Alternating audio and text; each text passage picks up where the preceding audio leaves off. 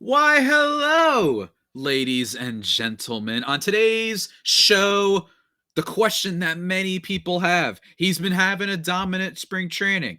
Should MacKenzie Gore be the number 5 starter in the Padres rotation? Going to be talking about that. Going to be talking about Jorge Alfaro's really hot spring tenure so far. We're going to be talking about whether or not Trent Grisham should lead off. Who the heck is going to be the left fielder? The Padres made a trade for somebody. All sorts. It's a fun mixed bag of questions, guys.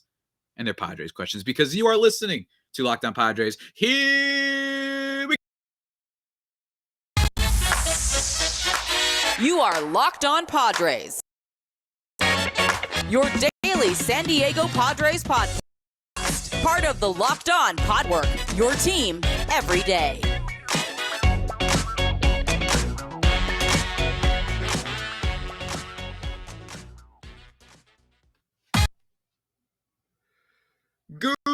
Greetings, ladies and gentlemen, and welcome to another edition of the Locked On Padres podcast, which is part of the Locked On Podcast Network, your team every day for Wednesday, March 30th. As always, I'm your host with sometimes occasionally, but certainly not always the most, Javier Reyes. You might be familiar with some of my baseball-related work at places like Baseball FYI, Friars on Base, Off Bench Baseball, or Just Baseball, to which I am a staff writer for. Follow me on Twitter at Javapeno, Javiipeno, or at LO_Padres for exclusively Padres-centric content. Thank you for making Locked On Padres, guys, your first listen every day. We are free and available on all platforms. And on today's show, it's a fun little mailbag. Well, not a mailbag, but it's the type of episode you get when you do a mailbag, which is that it's a bunch of questions kind of all over the place. And the main thing I want to be focusing on, guys, is MacKenzie Gore. Not necessarily the ultimate encompassing, prospect breakdown. You guys can go check out my interviews with Aram Layton and with Lindsey Crosby from not too long ago. But just talking about him because he's been having a hot spring. All right. We're going to be talking about hot springs, I guess you could call today's episode. All right. We're also going to be talking about Jorge Alfaro, what it means for him doing really well, the Padre, what that could potentially mean, and then looking ahead to the rotation and kind of figuring out, like I said, whether or not MacKenzie Gore should be there. Mike Clevinger had an interesting start that I want to talk about. Just a lot of fun questions, and then maybe end it off with a little Trent Grisham talk, because who doesn't like talking Trent Grisham? So let's begin, guys. First, let's talk about the thing that happened today, which was Mike Clevinger, really quickly. And I think that this is worth talking about just because it is a thing that happens every spring training, and it is a thing that I think people overreact to, with the season starting next week. Mike Clevinger today against the Giants, he went 1 2/3 innings, giving up 8 earned runs on 7 hits and 3 strikeouts. That's an ERA of 43.2. That part doesn't matter, but it wasn't great. But I do think it's worth being talked about, the fact that Mike Clevinger, who probably deserves an episode all to himself, if we're being honest. So I might save that for next week before the season kicks in. But I'm not overly concerned. I don't think you should freak out. I think that there is always a pitcher in Major League Baseball, be a legitimate type of quality arm that goes out in spring training and has a disastrous start.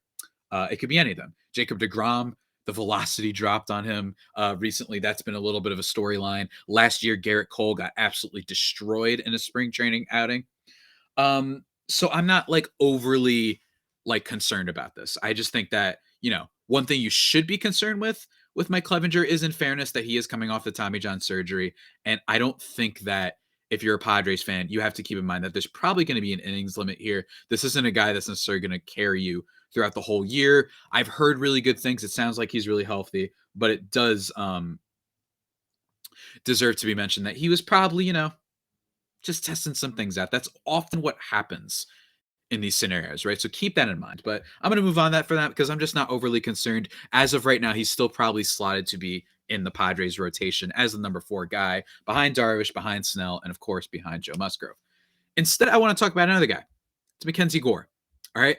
MacKenzie Gore, who is the most confounding prospect I have ever come across in my life. Granted, I am not the ultimate prospect whiz, but just in the sense of, this is a guy who was the number 1 pitching prospect in baseball. Now, most people think it's Grayson Rodriguez.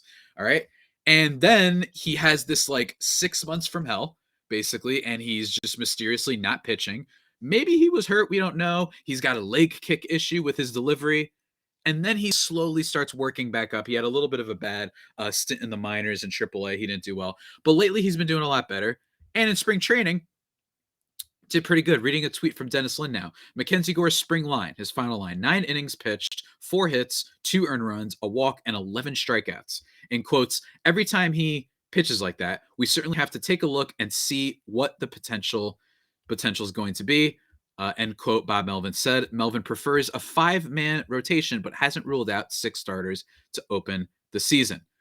Today was actually, I guess you could say, his least great outing. Today he went 4 innings, giving up 3 hits, 2 runs, a walk, and 4 Ks, but that's still not all that bad.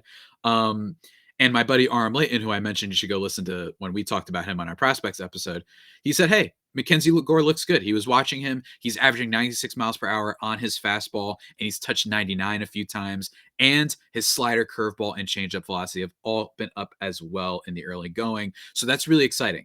And everybody needs to keep in mind that this is a young dude. You know what I'm saying? Like, just because this guy isn't debuting at the age of 21, that this isn't the next Strasburg. And I say Steven Strasburg only because Steven Strasburg, I remember being like this giant thing debuting pretty early, right? And it was being this whole thing. I remember being like one of the top stories on ESPN, and then everybody gets excited. Gore, 2 years ago, was a top pitching prospect. He's only 21. So everyone's saying, what if he debuts this year? And instead, he's 23, and he still hasn't quite done that. So the question is, how should you feel about him? Should he be the number 5 starter in the Padres rotation? My answer to that is a little bit complicated because throughout this podcast, I've been telling you guys that guys like Abrams and guys like Luis Campusano are prospects that the Padres really shouldn't rush to the major leagues, right? CJ Abrams hasn't played much above AA ball.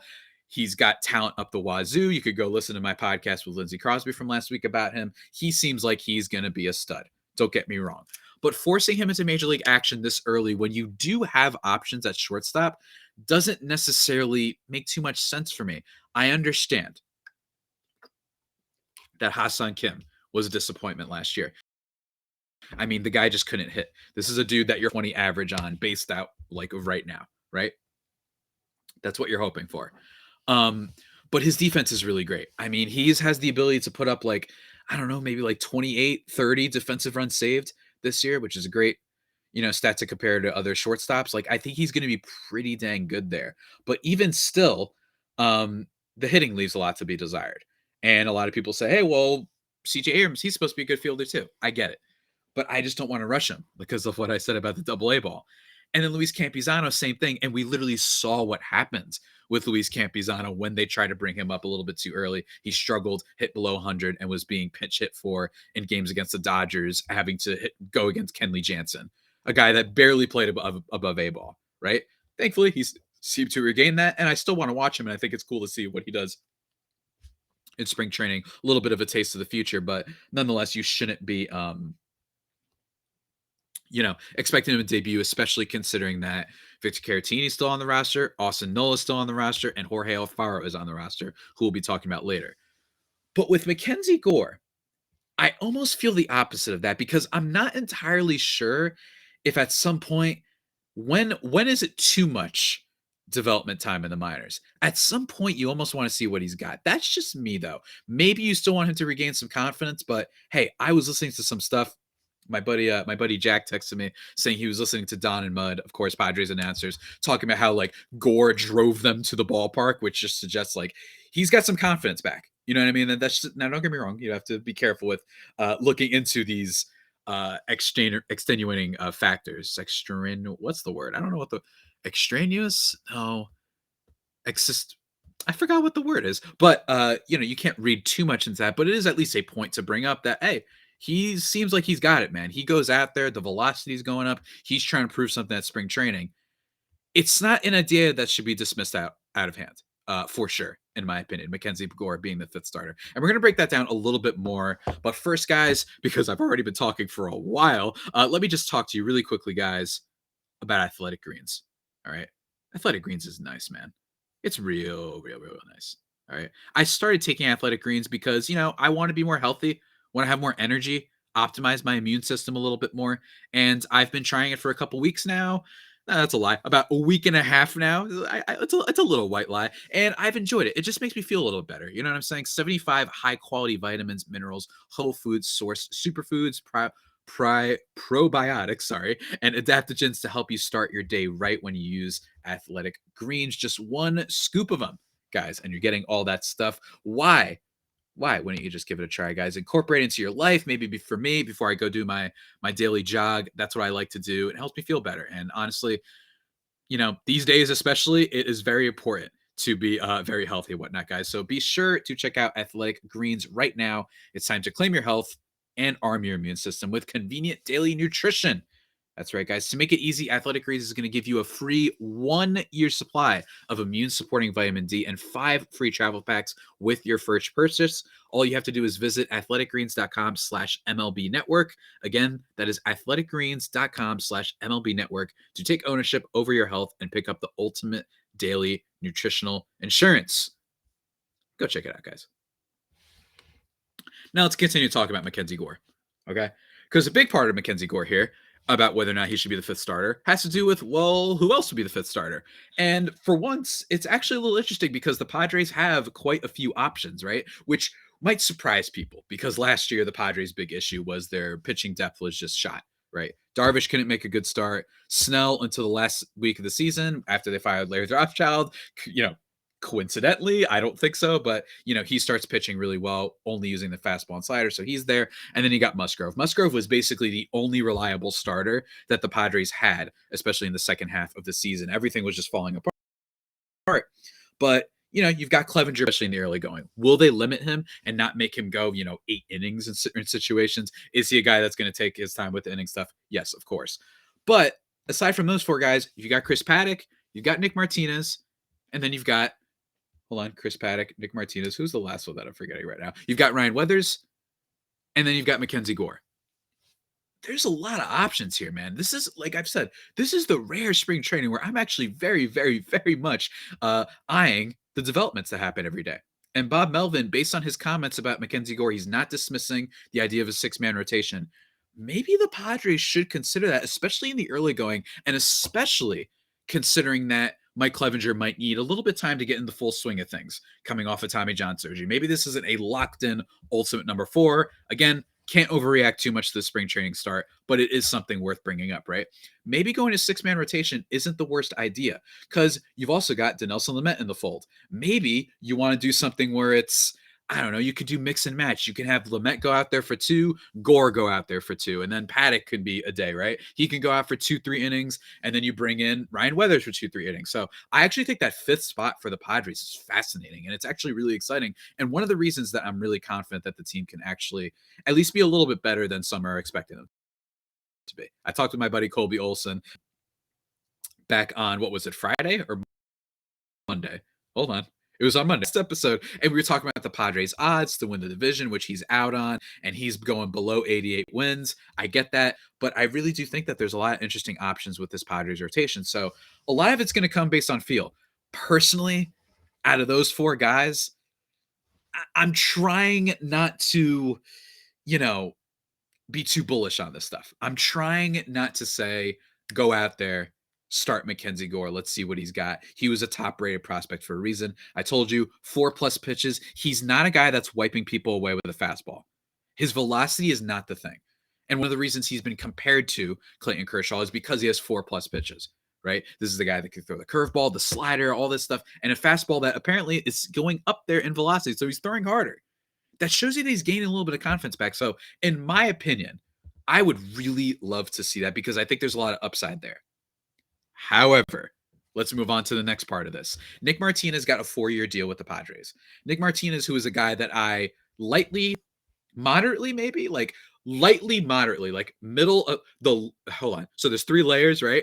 It's like the second layer of the middle one of critiqued when it came to Nick Martinez. And some people were annoyed by that and said, well, he was doing great in Japan. And he had an ERA under 1 and his ERA against the division last time he pitched, all that stuff. My stance on Nick Martinez is that I think he's definitely an upgrade over what the Padres have had previously. If they intend to use him as a starter, which it sounds like they do, then I'm curious because last time he pitched in Major League Baseball, he was very, very unsuccessful.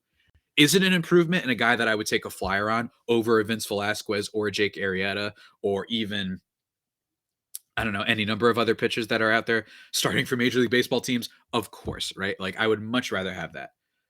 But, 4-year deal, it's a little just interesting, especially with the opt-outs. It feels like a very not so team-friendly contract. So I'm curious to see how that pans out, but it means that the Padres are interested in using him. So whether or not Martinez gets that last slot, I'm not entirely sure. But it's definitely something that you need to keep an eye on.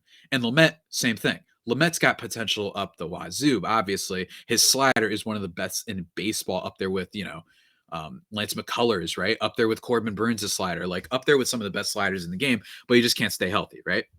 So I think the Padres, I think it's actually quite possible that they go with a 6-man rotation.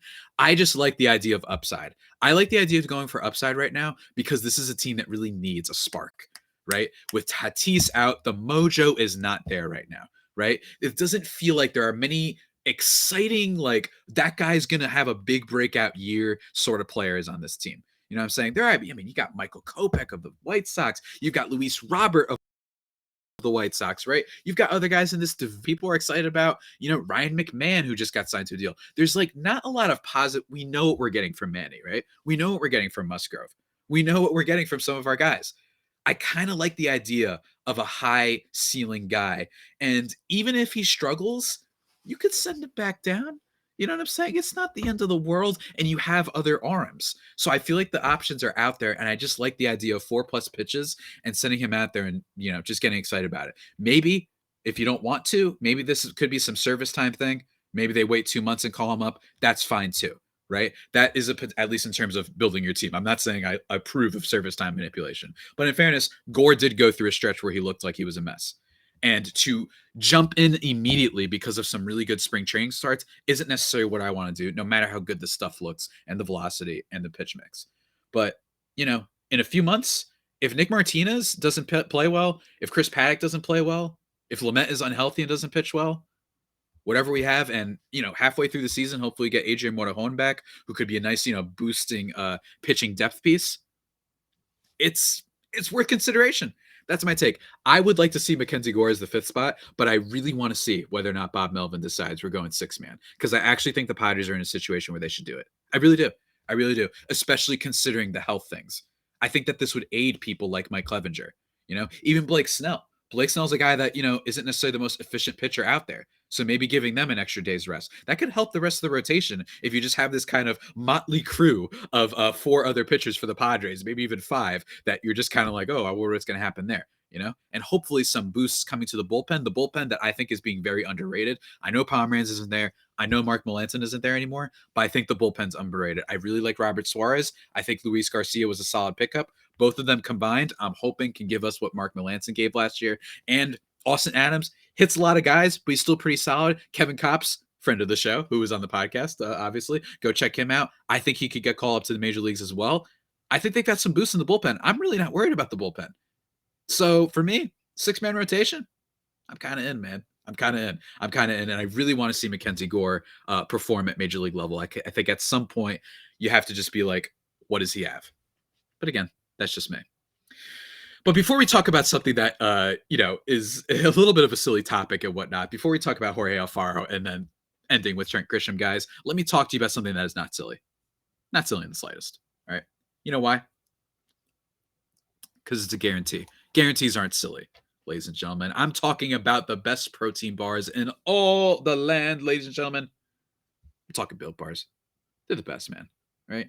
Athletic Greens, they keep you healthy. These things keep you healthy too. Check out the macros for Built Bars, guys. Most of them contain 130 calories, 4 grams of sugar, and 4 net carbs, and 17 grams of protein.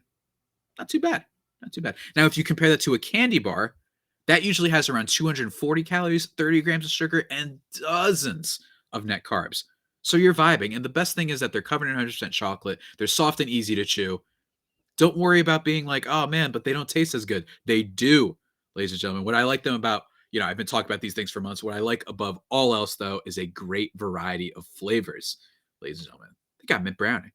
They got coconut brownie chunk, apple almond crisp, cookies and cream, eggnog, gingerbread, strawberry. They got them all. Whatever you want. They're kind of like areas of Built Bars. They got all the flavors that you're in the mood for. So go check them out for sure, guys. I've been talking about these things for literally like 2 years, ever since I've done this podcast, and I get excited every time I talk about them because they're really yummy. Even if I'm recording this late at night, I need one. I need one right now, just talking about it. You know what I'm saying? You want to tuck in the covers. You get under the covers and you're just like, oh man, I need a Built Bar. You know what I mean, ladies and gentlemen? But seriously, guys, go to built.com and use the promo code LOCKED15 and you'll get 15% off your order. Remember, promo code LOCKED15 for 15% off at built.com. I don't know why I went into the Wolfman radio voice there, but I did. Whatever. I guess it's because we're about to be talking about a weird topic, which is Jorge Alfaro, ladies and gentlemen. Jorge Alfaro. Let me tell you what he's doing in spring training so far. He's slashing 400, 438 with a slugging 1.267. Yeah. So Jorge Alfaro has been awesome. On Monday, he went 2 for 4 with a home run, a double, and 4 RBIs in a Cactus League win over the White Sox. He's been killing in spring training, right? He's been killing in spring training. And that's really kind of where I want to end the conversation. He's been killing it in spring training.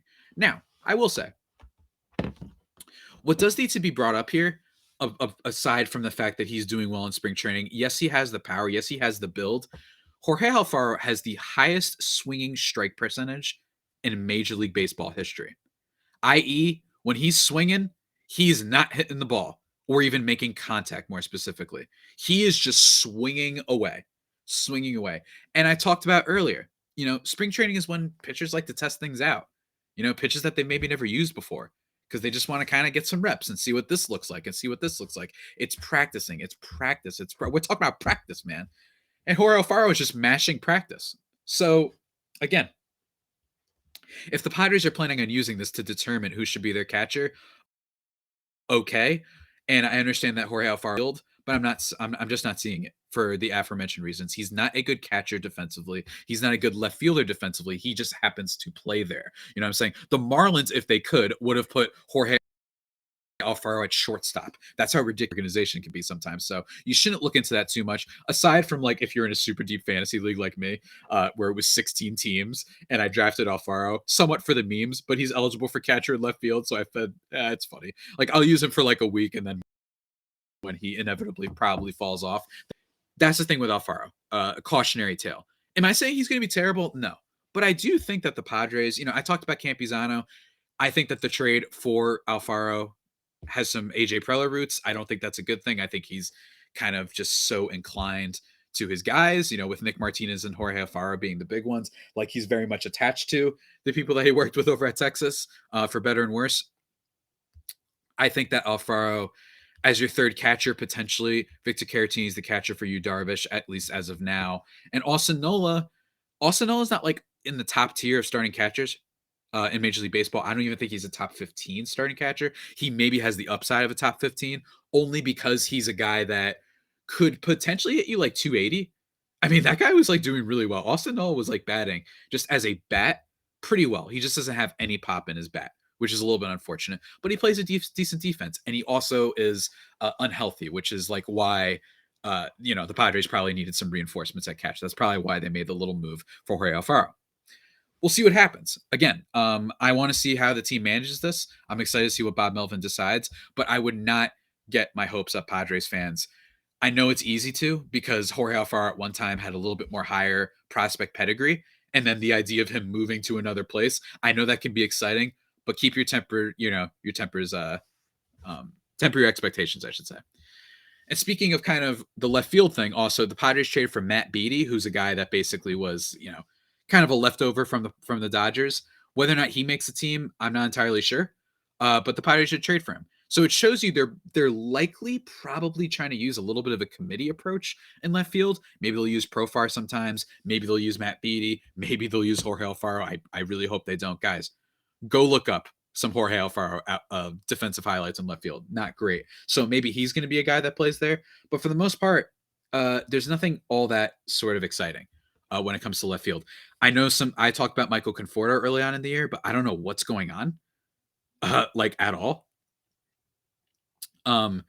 For the Padres when it comes to or I'm sorry, for Michael Conforto. That guy, it's like a week away and he still hasn't signed with the team.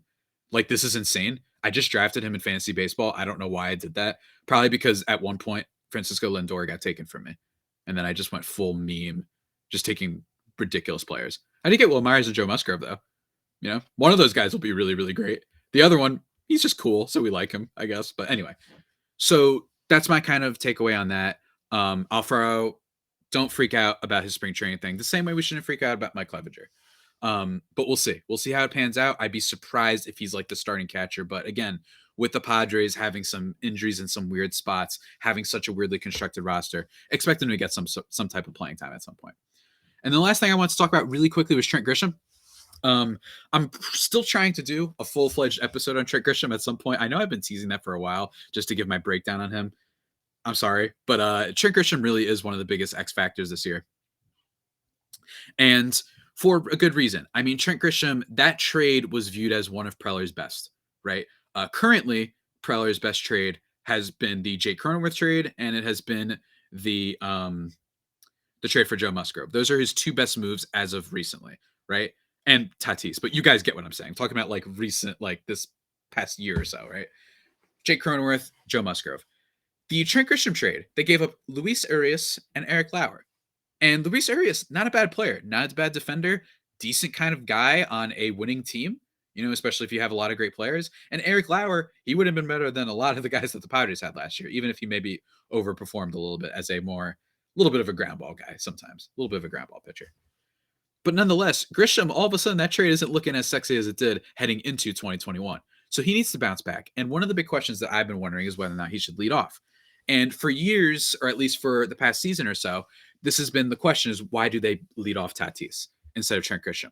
And I think that I should just explain really quickly why I think that they were doing that. It's a couple of different reasons. It's a game flow thing.